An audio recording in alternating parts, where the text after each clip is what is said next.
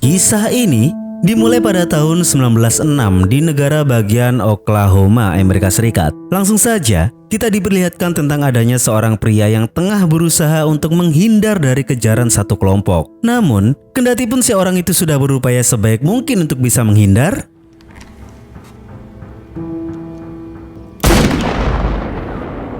pria penembak itu bernama Ketchum. Dengan lencana serif di rompinya, si Ketchum itu menindas orang tersebut serta mempertanyakan tentang keberadaan seseorang. Namun sayang, bahwa proses tanya jawab tersebut terjadi begitu sangat alot sehingga si orang tersebut pun harus disiksa terlebih dahulu. Meskipun sudah menyiksa si orang itu, si Ketchum belum puas dengan jawaban yang dia peroleh. Sehingga dengan entengnya tanpa memikirkan dosa akhirat, dia pun membunuh si orang itu.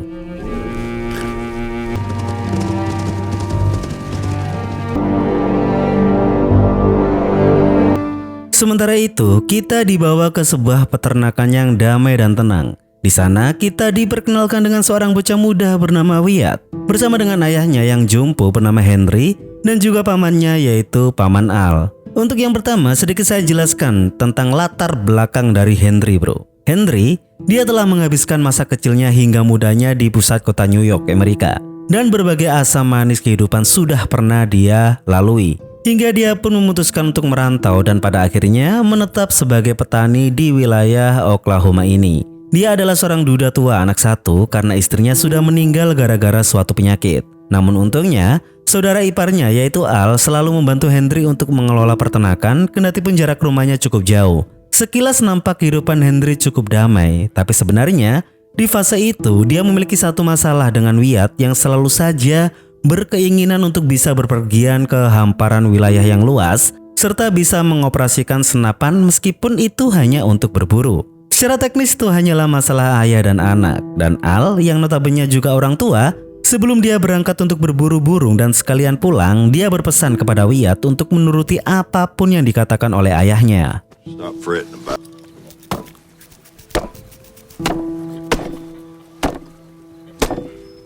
Ketika hari sudah hampir sore, Henry dan Wyatt tengah sibuk memotong daging-daging babi. Dan tiba-tiba, mereka melihat ada seekor kuda tanpa awak. Kuda itu lewat dengan pelana berlumuran darah. Sehingga di sana Henry segera menyuruh Wyatt untuk membawa kuda itu ke rumah. Sedangkan dia sendiri, dia pergi berkeliling untuk menyelidiki sekitar. Setelah beberapa saat kemudian, dia pun menemukan seorang pria yang tergeletak tak sadarkan diri. Di sana, nyatanya Henry menemukan bahwa orang itu memiliki luka tembak dan sudah kehilangan banyak darah. Sebagai penanganan sederhananya, dia pun menutupi luka orang tersebut dengan lumpur dan menekannya dengan kain.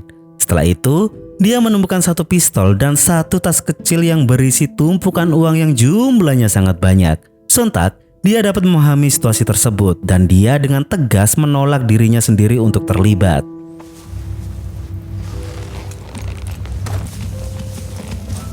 Tapi jiwanya goyah, bukan karena dia ingin uang itu, melainkan mana mungkin dia bisa meninggalkan orang sekarat begitu saja.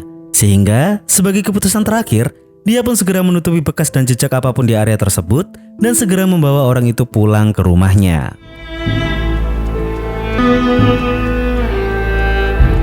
Dengan bantuan Wyatt, sampainya di rumah mereka pun menempatkan pria itu di tempat tidur.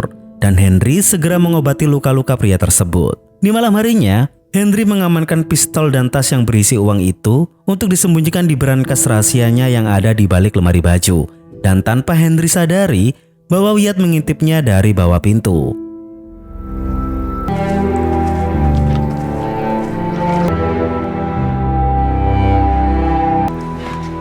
What now? Bullets, bro. Di keesokan paginya, Henry sadar betul bahwa luka pria itu tidak akan sembuh jika peluru itu masih bersarang di tubuhnya. Sehingga hal itu pun mendorongnya untuk pergi ke kota untuk memanggil seorang dokter. Dan untuk keamanan bersama, sebelum pergi dia mengikat orang itu di tempat tidur. Namun yang menjadi masalah adalah Henry lupa menaruh pisaunya di atas meja yang ada di sebelah tempat tidur itu. Don't matter, he's tied up. Wyatt sadar betul kalau perjalanan ayahnya akan membutuhkan waktu yang tidak sebentar, sehingga dengan kesempatan tersebut Dia pun segera menuju ke kamar ayahnya dan langsung memeriksa berangkas rahasia tersebut. Dan iya, jelas di sana dia langsung menemukan satu tas yang berisi uang dan satu buah pistol revolver. Dia pun menghiraukan uang itu karena yang dia pedulikan adalah sekarang dia sedang memegang pistol dan sekarang dia bisa segera melakukan latihan perdananya.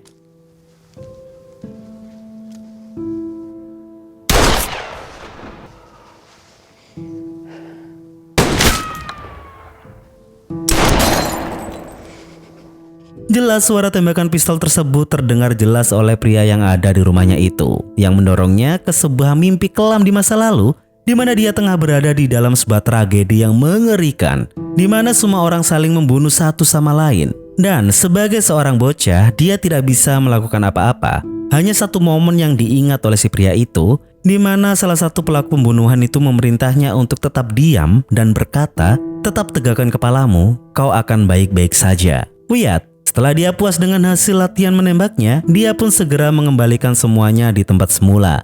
Namun tiba-tiba, dia penasaran dengan satu kotak besar yang ada di sana. Dan segeralah, di dalam kotak itu dia menemukan pistol lain dan serangkaian potongan-potongan berita koran lama dari berbagai kasus-kasus pembunuhan dan pencarian buronan. Kita kembali ke Henry. Dalam perjalanannya ke kota, Henry melihat ada 3 orang yang tengah berada di tempat di mana dia menemukan orang yang sekarat kemarin. Sehingga segeralah dia menyelinap untuk mendekati orang-orang itu. Dan di sini terungkap bahwa Ketchum dan anak buahnya sudah berhasil mengikuti jejak orang yang mereka cari. Stillwell mengatakan bahwa orang yang mereka cari itu sebelumnya tepat berada di sini. Dan mereka berspekulasi bahwa si buronan mereka itu bekerja sama dengan orang lain, dan orang lain itu memiliki skill yang sangat luar biasa untuk menutupi sebuah jejak. Di sana, Stillwell sangat jeli dan juga peka. Meskipun Henry sudah melakukan penyelinapan sebaik mungkin di balik ilalang, Stillwell merasakan ada seseorang di balik ilalang itu. Dan ketika mereka semakin berdekatan,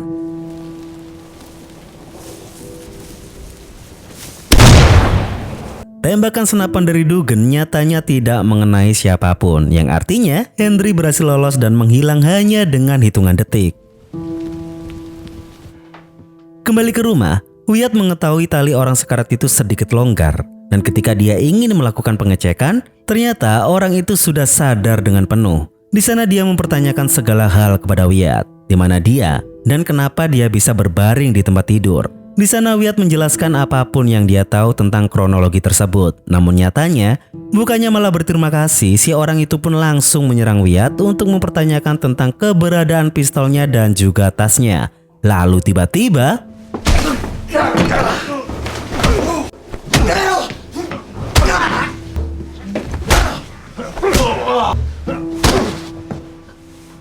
di sana, Wyatt mencegah ayahnya yang sudah mau meledakkan kepala si pria itu. Dan untungnya saja, Henry tidak kilaf, ya kan? Mereka kemudian mengikat orang tersebut di kursi dan terungkap orang itu bernama Curry. Henry menyadari bahwa pergi ke kota untuk mencari dokter akan terlalu berbahaya. Sehingga Henry pun mencoba untuk mengeluarkan peluru itu secara mandiri dari luka Curry sembari memberikan interogasi kepada Curry. Di sana, sambil menangis kesakitan, Curry menyebut dirinya sebagai polisi lokal dan memperingatkan Henry dan juga Wyatt untuk segera melarikan diri sebelum malapetaka datang menghampiri mereka. Dan meskipun cara Henry agak kosro, pada akhirnya peluru itu pun berhasil ia keluarkan dari tubuh Curry. Lalu, sebelum Henry dapat mengajukan pertanyaan-pertanyaan selanjutnya, Ketchum dan anak buahnya tiba-tiba muncul dari kejauhan dan akan menuju ke rumah mereka. Di sana Curry begitu sangat panik dan mengatakan bahwa 3 orang yang mendekat itu adalah orang-orang yang jahat. Namun di sana raut wajah Henry begitu sangat tenang dan dia tahu apa yang harus dia lakukan.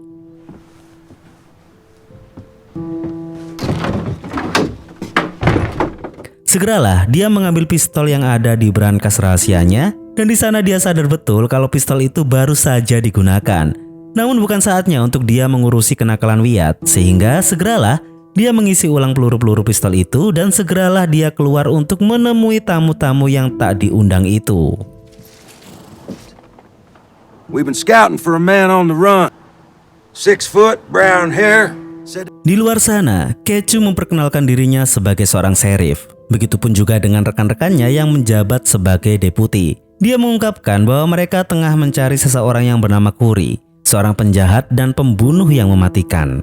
yang juga berpura-pura menjadi sheriff seperti mereka. Ketchum dengan seksama pula mulai menelaah sosok yang ada di depannya itu. Dan mungkin hanya dia yang merasakan hawa yang berbeda dari seorang petani tua yang sedang membawa pistol itu.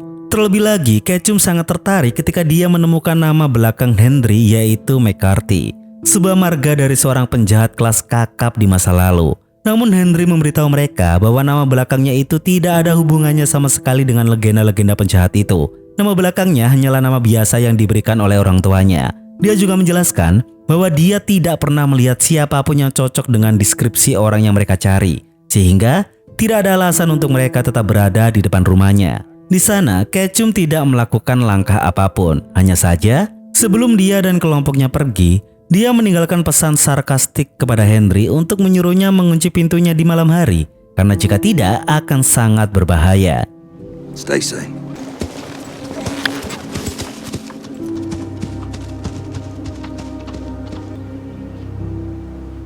Setelah itu, Henry pun kembali masuk rumah dan langsung menampar anaknya karena si Wyatt ini sudah berani kurang ajar menggunakan pistol yang ia simpan. Di sana, Wyatt hanya bisa melakukan pembelaan standar bahwa dia hanya ingin mencoba. Karena Wyatt adalah satu-satunya anak laki-laki di daerah itu yang tidak pernah menerima pelatihan senapan. Bahkan dia harus secara sembunyi-sembunyi untuk bisa belajar sendiri. Intinya sih dia hanya ingin tahu tentang pengalaman itu. Bahkan Wyatt dengan jelas mengkritik ayahnya, melabelinya sebagai orang tua yang tidak berguna, dan menyiratkan bahwa suatu saat nanti Henry akan tua dan mati sendirian di peternakan karena dia akan pergi meninggalkan rumah untuk berkelana.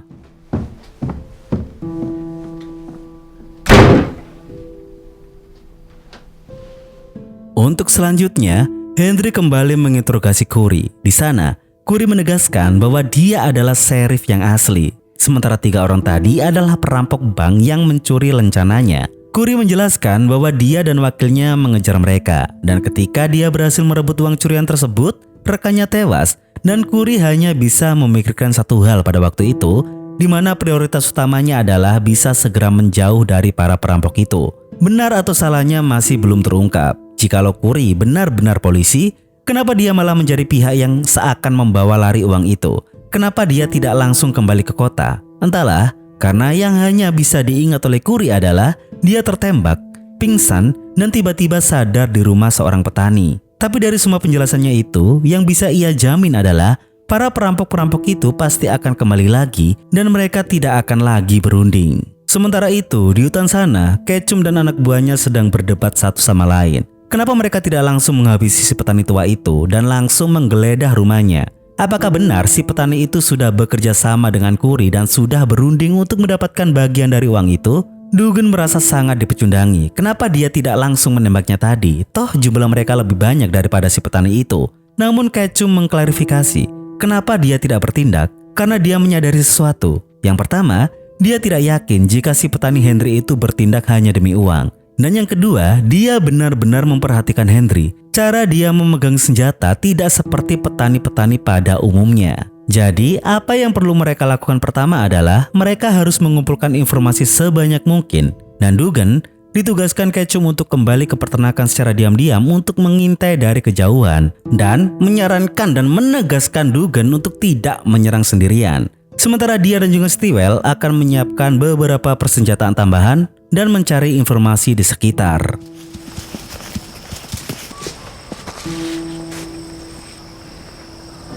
Why? Henry di petang itu memerintahkan Wyatt untuk masuk sebelum menyelesaikan pekerjaan pertaniannya. Kemudian, dia juga menyajikan sup untuk Corey. Kali ini, Henry benar-benar bertanya tentang latar belakang Corey secara detail untuk menentukan apakah dia bisa mempercayainya atau tidak. Di sana, Corey bercerita singkat tentang riwayat hidupnya dari kecil hingga besar.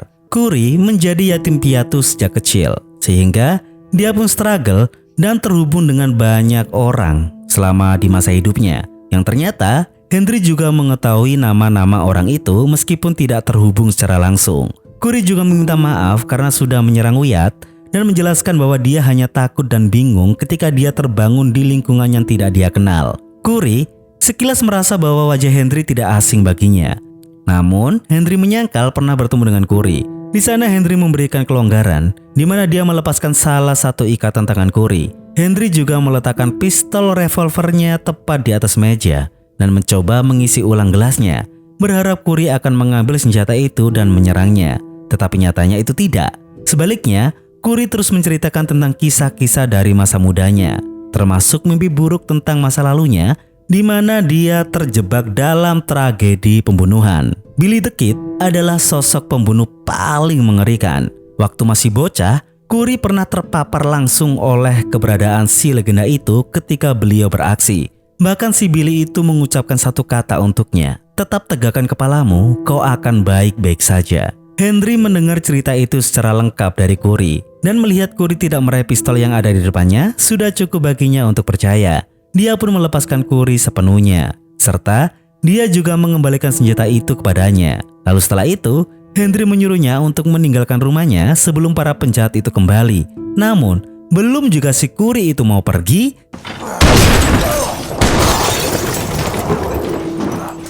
ya, Dugan mulai menembaki mereka secara mandiri, yang secara jelas bahwa dia tidak mematuhi perintah dari Ketchum.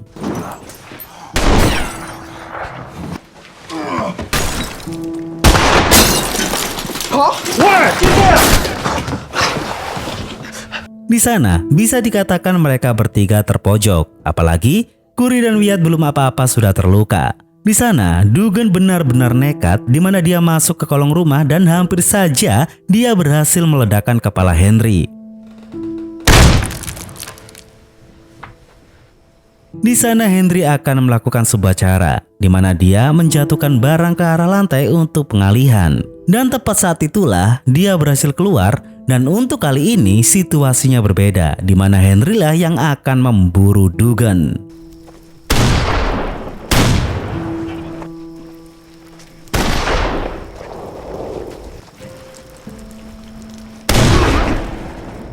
Di sana Henry sengaja tidak membidik sasaran vitalnya, agar dia bisa mendapatkan informasi darinya. Namun sayang, Dugan enggan untuk memberi informasi terkait teman-temannya itu, sehingga Henry pun harus membunuhnya.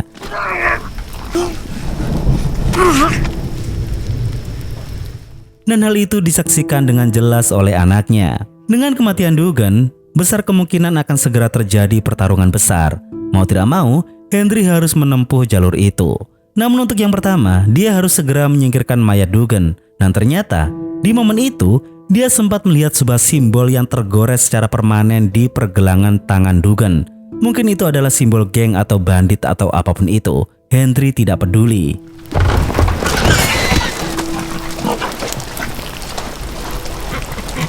Tepat di keesokan harinya, Henry sudah duduk di beranda rumahnya dengan membawa senapan. Dia sudah siap untuk menghadapi yang terburuk. Sebelum itu, kita diperlihatkan Al, dan seperti biasa, di mana dia sedang berburu burung di pagi hari, yang pada akhirnya memudahkan Ketchum dan Stewell untuk menemukannya. Ketchum di sana berniat untuk mencari informasi apapun tentang Henry, tapi jelas Al menolak untuk menjawab, sehingga ketika Al melakukan perlawanan, di sanalah dia dilumpuhkan.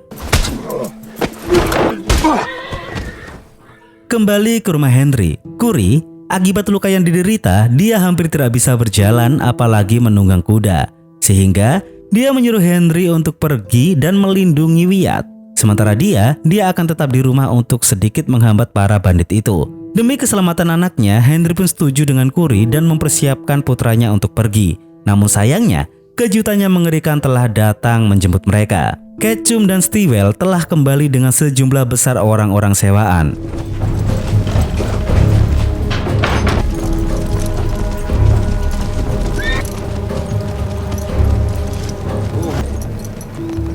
Anybody home? Ketchum di luar sana ingin membuat kesepakatan dengan Henry, di mana jika Henry menyerahkan Corey, dia dan kelompoknya akan pergi dengan damai tanpa perlu ada pertarungan yang sia-sia. Namun sebaliknya, di sana jika Ketchum benar-benar menginginkan pertarungan, Henry siap untuk melayaninya, namun dengan gaya pertarungan jalanan. Tapi sayangnya bukan itu permainan Ketchum, sehingga kemudian dia pun memperlihatkan Al kepada Henry yang sudah menjadi tawanannya. Dengan melihat hal itu pun, tanpa basa-basi, Henry pun segera mengambil senjatanya.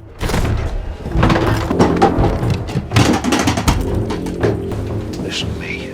What's going to setelah itu, dia menyuruh Wyatt untuk menjauh dari jendela. Dan ingat, jika situasinya semakin chaos, dia menyuruh anaknya itu untuk bersembunyi sampai Henry bisa menyelesaikan semuanya. Dan akhirnya, keluarlah Henry dari dalam rumah. Di sana Ketchum langsung saja menawarkan sebuah pertukaran dengan Curry. Tetapi untuk yang kesekian kalinya Henry tetap menolak. Dan karena dia maupun Al juga sama-sama tidak takut dengan para bandit itu, Ketchum pun sadar kalau perundingan tidak akan berguna. Sehingga langsung saja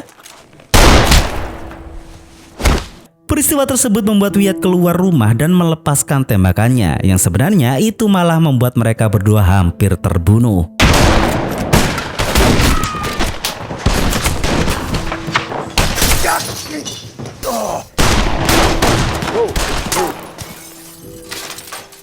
Di sana, Henry marah dengan Wyatt. Lagi-lagi, Wyatt selalu tidak patuh dan bertindak ceroboh. Sehingga di sanalah Henry mengatakan sebuah kalimat yang membuat Curry terbelalak. Kalimat yang sama persis dengan kalimat yang selama ini menghantuinya, yaitu, "Tetap tegakkan kepalamu, kau akan baik-baik saja." Dan setelah itu, barulah semuanya terungkap, teman-teman. Henry adalah seorang pembunuh legendaris bernama William Henry Bunny yang dulu dikenal dengan nama Billy the Kid. Yang artinya, Ketchum dan kelompoknya sudah membangunkan monster yang sudah lama tertidur. Dan inilah sang legenda itu, teman-teman.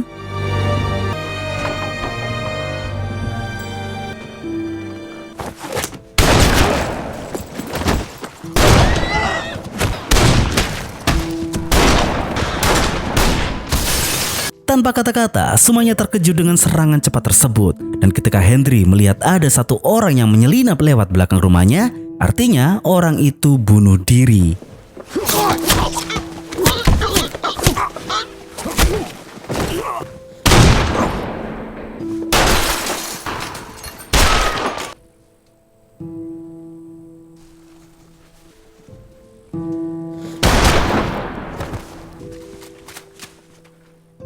Semua telah ditumbangkan dan tinggal Stilwell yang tersisa. Di sana, Stilwell gemetaran dan dia menyerah di hadapan monster tersebut. Namun siapa sangka, dia masih ingin mencoba untuk mencari kesempatan di dalam kesempitan. Dan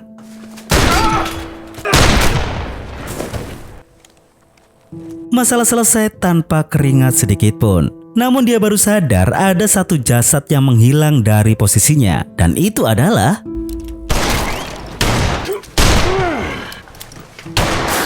ya, ternyata hanya Ketchum yang masih bertahan. Dengan kondisi pipi yang sudah bolong, ternyata dia bisa berhasil melukai bahu Henry.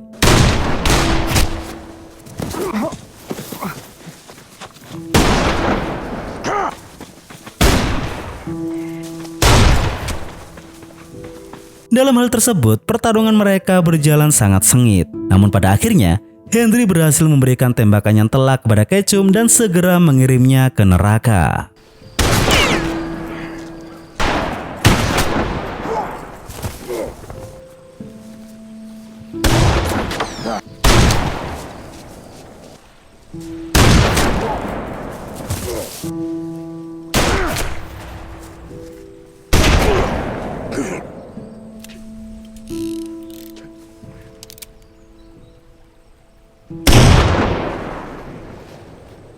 Luka Henry tidak begitu parah. Sampainya di rumah, Wyatt segera memeluk ayahnya itu. Dan setelah itu, segeralah mereka berdua membopong Curry. Dan kali ini, Henry akan memanggil dokter untuk menangani luka-lukanya.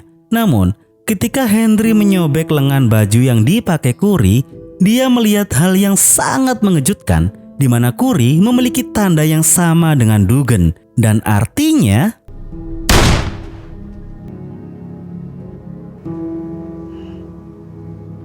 dengan telak, Curry melepaskan tembakannya untuk menembus perut Henry. Dengan jarak tembak sedekat itu, luka yang diderita Henry sangat fatal dan cukup untuk membuatnya tersungkur. Semua terjadi begitu cepat. Mungkin awalnya Curry tidak memiliki niat untuk menembak Henry, tetapi mau apa lagi, semuanya sudah terlanjur. Dan sebenarnya, di sini baru dijelaskan bahwa Curry memang benar dia adalah seorang sheriff, tapi seorang sheriff yang kotor, di mana dia dan deputinya telah menandatangani kontrak kerjasama dengan para bandit untuk beberapa misi perampokan. Namun dia dan deputinya tahu bahwa di akhir proyek Ketchum akan membunuh mereka.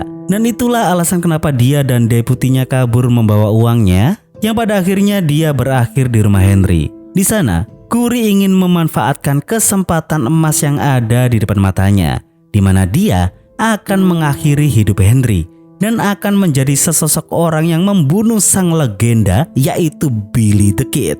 Namun tiba-tiba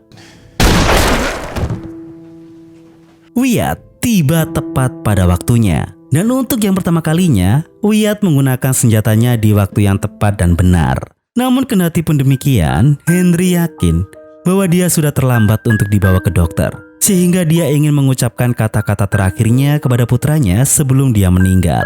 Henry hanya ingin menegaskan kepada Wyatt, sebentar lagi, di luar sana Wyatt akan banyak sekali mendengar beberapa hal tentang dirinya, tentang Billy the Kid. Beberapa di antaranya benar, tapi sisanya banyak yang sudah dibuat-buat. Dia mengakui bahwa dia bukanlah orang yang bermoral. Tapi satu hal yang pasti, dia ingin berubah menjadi manusia yang lebih baik semenjak dia memiliki seorang putra yang harus dibesarkan. Kini, semuanya sudah berakhir.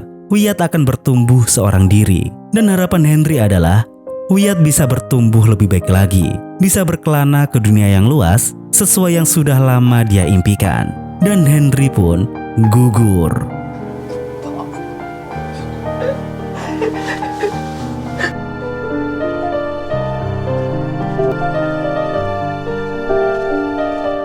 Di akhir, kita diperlihatkan Wyatt memakamkan ayahnya persis di sebelah makam ibunya. Kesedihan besar telah membanjiri hatinya. Dan untuk selanjutnya, di luar sana, mungkin semua orang tidak akan ada yang tahu bahwa dia adalah anak dari sang legenda.